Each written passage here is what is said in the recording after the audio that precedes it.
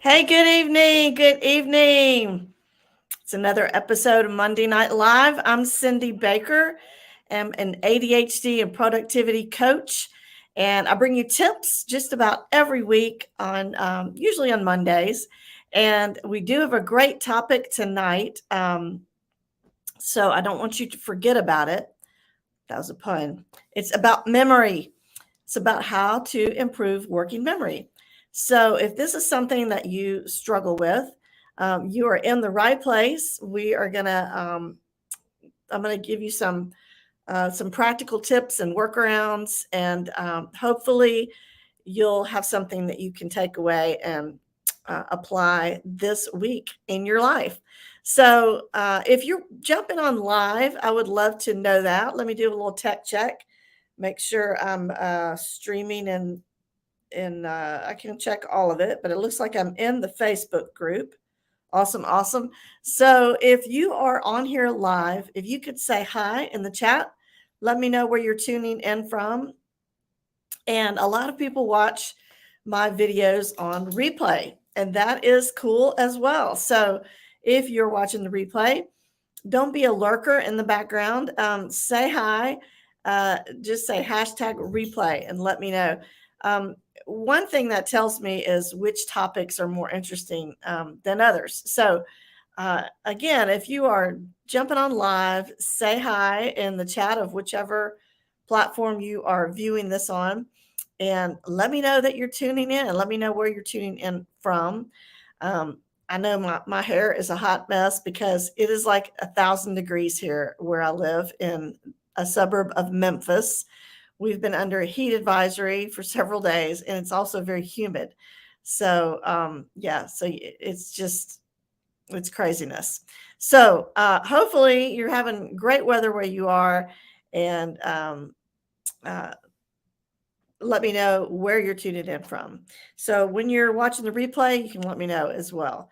I don't know if you can hear me, but I'm assuming you can. So we're going to go ahead and get started. I'm going to give you some strategies to boost your working memory. Now, working memory, that's a crucial, cognitive function that allows us to temporarily store information and manipulate information that we need to do all sorts of things throughout the day. So whether you're you know studying for an exam, managing a complex project at work, or just simply trying to remember a person's name, a strong working memory can really enhance your productivity and your overall cognitive abilities. So, for adults with ADHD, like me, not being able to remember your intentions is what sometimes gets in the way of follow through. Um, Short term or working memory, that's often weak in adults with ADHD. So, if you have ADHD or you think you do and you're struggling with the memory, then you're in good company. Um, because you may not hold information long enough to follow through. And so you think to yourself, I need to drop that folder off at Rick's office before I leave. And then you turn around to get your jacket, your coat, and your purse or whatever, and you pack up and you forget all about the folder, all within a span of a few minutes.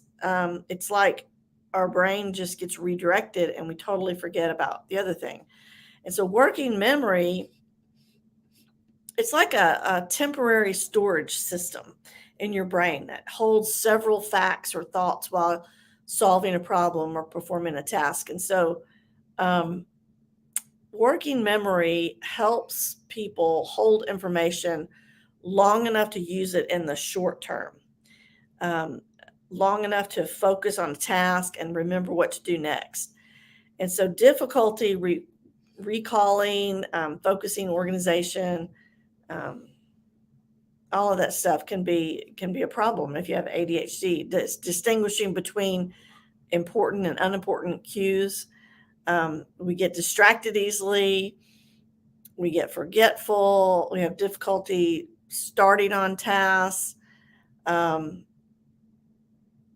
lengthy multiple step directions are frustrating, and we found it hard to follow those, because you don't hold on to information long enough. And so it doesn't enter your long-term memory. So it's lost until somebody says, hey, Cindy, I didn't get that email that you said you would send when I saw you in the hall. And you're like, oh man, I forgot. So research has shown, though, that working memory can be strengthened. And I'm gonna give you some strategies that can improve your working memory. So these are things that kind of can enhance your mental sharpness. Again, if you're jumping on live, say hi in the chat of whatever platform you're watching on. And if you're watching the replay, just say #replay. I don't see any comments coming in, so I'm hoping that you're with me.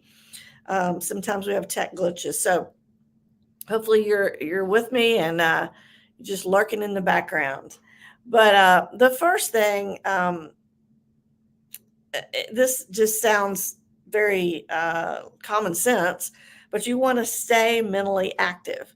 Just like physical exercise keeps your body in shape, you want to keep your brain in shape. You want to do things that are mentally stimulating, and that improves your working memory, like reading challenging books, solving puzzles, playing brain games. Those all require your brain to process and retain new information. And so when you regularly expose your mind to like novel and complex tasks, that builds cognitive resilience and then improves your working memory over time. So you can try online brain activities. There's all kinds of them out there. There's I don't know if they still have this, but it's called Memory Gym. It has like flashing numbers and spoken numbers and dots and flashing words, and it just trains you to remember. There's a website called sharpbrains.com that you can get brain teasers. So anything like that helps. And you want to make sure you get enough sleep. We can't say enough about that. This is something that in the past few years, I've really tried to work on, making sleep more of a priority. But adequate and quality sleep, your brain has to repair itself overnight, and you have to have quality sleep. It's essential for memory consolidation and just overall brain health. So during sleep, your brain processes and stores the information that you encountered throughout the day, and it strengthens the neural connections that are associated with memory. So you want to aim for 7 to 9 hours of sleep per night. I know it's a lot, but you can do it, and you'll be amazed at how much more productive you'll be with more sleep. So that's not time wasted. But get a consistent sleep schedule, and it try to get enough sleep every night, and it optimizes your cognitive performance. And you've probably noticed this: if you don't get much sleep, you get foggy thinking, right? So it happens. Now, mindfulness is a word that I think it's overused in meditation and stuff like that. But those practices have been shown to have a positive impact on working memory. So if you just do things like being aware of what you're doing in the moment, thinking about it, taking deep breaths, it reduces stress and anxiety, and stress and anxiety can impair your cognitive functions. So it kind of makes sense, now I'm not into all this, I'm a person of faith, so I'm not into all this real woo-woo stuff. But I do think that stress management and mindfulness practices can be very beneficial. You You train your brain to stay focused and control distractions, and that enhances your ability to retain information. Another another strategy is called chunking. Now, when I was growing up, when you throw something, you used to say chunk it, but it's not that. It's chunking information. Working memory has a limited capacity, so it's essential to optimize how you store information, just like a computer. And one effective technique is this chunking, and that it involves breaking down large amounts of information into smaller, manageable chunks. And then by grouping related items together, you reduce the cognitive load. It makes it easier for your brain to process and recall the data. There's a lot more I could say about that, but break down the big things into little manageable bites. That's kind of a summary. Another, if you're trying to remember things, is use mnemonic devices. Those are like memory aids that use associations or patterns to help you remember information more effectively. And you've seen these a lot of places. They might be like acronyms. I use a lot of acronyms in my coaching business. Rhymes, visualization techniques. But by connecting new information to existing knowledge or creating vivid, like mental images, you can enhance your ability to retain and retrieve data. So get the data and retain it. And now, another ADHD tip for not just memory, but for lots of things is to just get and stay organized. That's just something that I help people with all the time. But if you have a cluttered environment, it leads to mental clutter, and then it makes it difficult to retain information. So maintain an organized workspace and organize digital folders. Try to reduce the paper and that kind of stuff, and it just reduce distractions. It makes it easier for your brain to focus, and you'll remember more. You want to do things like have a to-do list and pick your top 3 things you're going to work on. Use digital or physical reminders to help you stay on top of things. There's so many things I could say about getting organized, and I've done other trainings on this same platform on that as well. So you can go back and watch some of those replays. But visual distractions make it difficult for you to remember things. Now, let me see if anybody else has jumped on here. All right. Don't see any comments. You guys, if you're watching this on the replay, let me know what you think. Put your ahas, your questions, your comments in the chat of the platform that you're watching on, whether it's Facebook or whatever, because that I do circle back around and read those. So do that for me. And we talked about keeping your brain sharp, regular physical exercise. I did not realize the connection between your brain and physical exercise until I really got into education. But there are so many studies that show the academic achievement and the cognitive development and how it relates to movement, physical movement. And so physical exercise doesn't just benefit your body, it also has a positive impact on your brain. It's been linked to improved cognitive functions, including working memory. They've done studies that show regular aerobic exercise.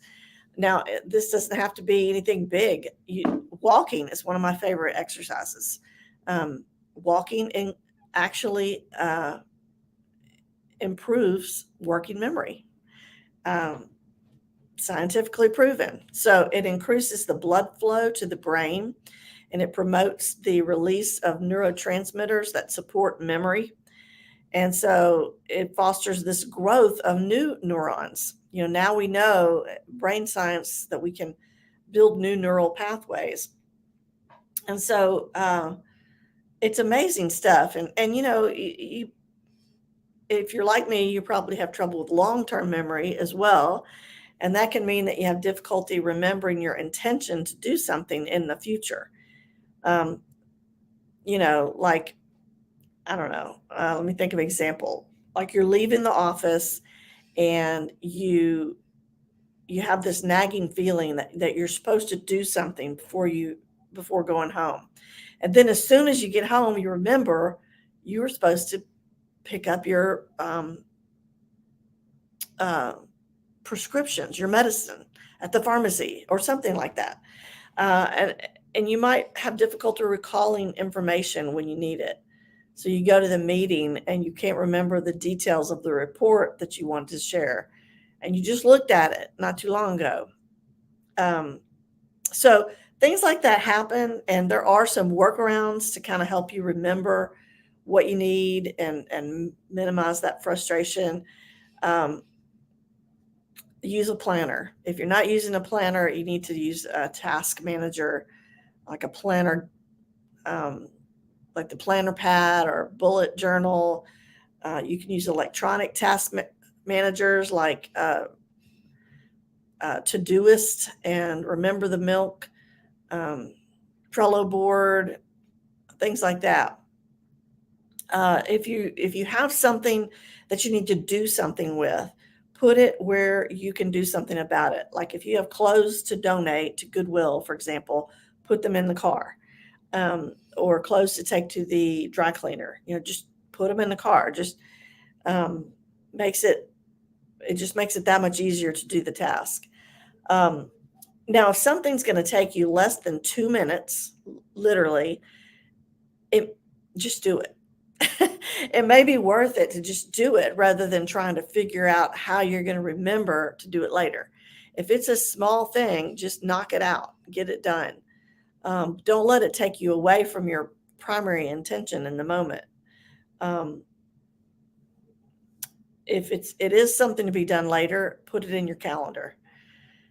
Even if it's something just tentative, put it in your planner or your calendar. And so that way you're not going to end up double booking something. I love sticky notes as reminders. People use sticky notes for all kinds of things. They post, daily affirmations or goals or lists or quotes. Or you could just go all out and have a vision board, right? But any kind of visual reminder like that. Now, if you're trying to remember a new habit to do, tie it to another habit that you already have. Something's going to be easier to remember if you tie it in to already like well-established habit. So I have some medicine I'm supposed to take in the morning on an empty stomach, and I always put it out by my toothbrush so that I don't forget, because I have a habit of brushing my teeth without even thinking about it. So it's right there. And when I take it, I put it back in the drawer. So that way, if it's out, I know I haven't taken it. If it's in the drawer, I took it. That works for me. But every day, just get a piece of plain white paper and write down 3 to 5 tasks that you're committed to do that day, that you have to get done, and put it where you're going to see it so that you don't forget. You don't get at the end of your day and, I meant to do such and such today. And I said plain white paper because there's no distractions, clear off everything else around it. And then what some people do that's very helpful is to have a weekly review. It just kind of offsets that pull of the immediate gratification. You just do a weekly review. It's a time when you assess, where you are on your projects, your goals, and then you plan action steps. I think Sunday nights are a good time, Sunday afternoons. Just kind of look back on your week, what went well, what didn't, why, what can you change, and then plan your next week. Uh, things like grocery lists, things like that, put it where you can see it and keep it there in the same spot. So we have a grocery list that's by our coffee maker, and we just always have it there. And when we run out of something, we immediately add it to the list. So I don't wait until a week later when I'm trying to think of what do I need at the grocery store. I've already got the grocery list halfway finished with things that I added as I noticed we were running out. That will really help you. Uh, another tip or trick is when you have to read something, you want to read something later, because you already know the internet can be a total time suck, right? And you might find yourself wanting to read something like right then because you're worried that you're not going to remember to read it later. So there are applications that you can use like Instapaper or Pocket, where you could save articles that you come across for later. Then you can refocus what you were working on. Some of my ADHD people use electronic notebooks like OneNote or Evernote. Uh, I had one client, she would scan owner's manuals and things like that into Evernote. And then she didn't have to look for the paper. But this is a good way to help you keep track of stuff and you remember all your random ideas and project planning lists and things like that. Another thing I do is I send myself a message. So let's say I'm sitting in a meeting and I got to remember to do such and such. I'll type myself a text message. Now the key is you got to leave it unread because if you click it and it shows red, then it's going to be out of your brain. So you have to leave it unread. But if you're out, something comes to mind, send yourself a reminder, send yourself an email or a text message or even a voicemail, rather than just assuming that you're going to remember it later. And don't wait. Those ideas can go away really quickly. Another trick is to set an alarm. Use an alarm to remind yourself of appointments. And transitions can be a challenge to your brain. So you may want to set 2 alarms, but an alarm to get you ready and then an alarm for this is time to go. The first one is like, stop what you're doing and get ready. And the second one, and it's time to go. Now you only want to do that if you're doing something at a fixed time. Because if that reminder goes off and you can't really do anything about it, your brain is going to learn to ignore those alarms. And it'll just become like background noise. And you can even, if you have trouble waking up in the morning, there are wake up services, just like in a hotel. Wake up and reminder services and things like that.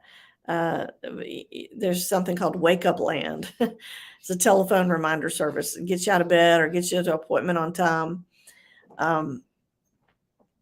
So there are so many other little tips and tricks that I could share with you. Of course, I talk about all of those in my coaching program.